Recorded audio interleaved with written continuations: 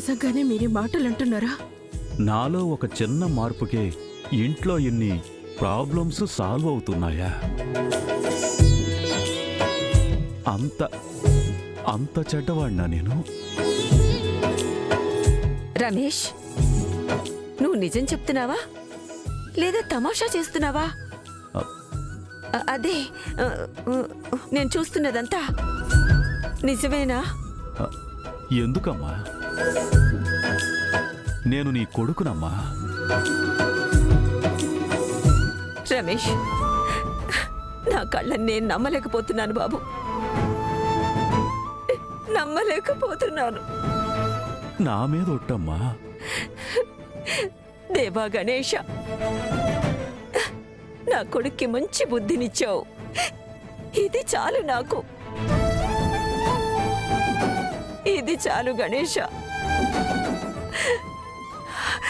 రమేష్, 30 ఏళ్ల తర్వాత ఇప్పుడు మళ్ళీ నిన్నిలా చూస్తున్నాను. చాలా సంతోషంగా ఉంది. అన్నా, నువ్వు మారావో లేదా నాటకాలు ఆడుతున్నావో నాకేమీ అర్థం కావడం లేదు. కానీ నీలో మార్పు ఏ పరిస్థితుల్లో మంచిది కాదు. రా నాన్న, రా.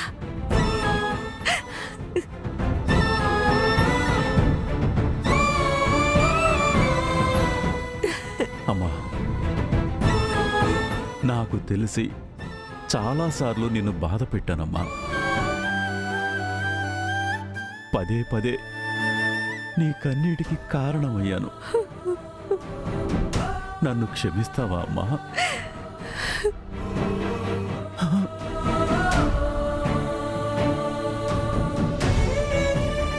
నేను మీ అమ్మనిరా. నేను నిన్ను క్షమించలేదంటే నా మనసుని నేనే మోసం చేసుకున్నట్టు. నువ్వు నవ్వితే దారి తప్పిన బిడ్డ మళ్ళీ నా ఒడికి చేరినట్టే ఉంది నాన్న. ఈ నీ నవ్వుని సదా ఇలా కాపాడుకో.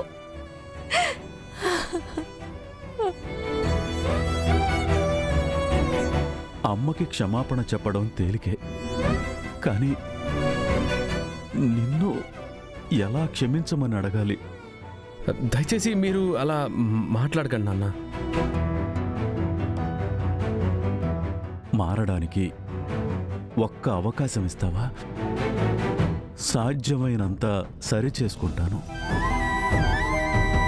దేవుడా, ఇది నిజమా లేదా మరొక పరీక్ష?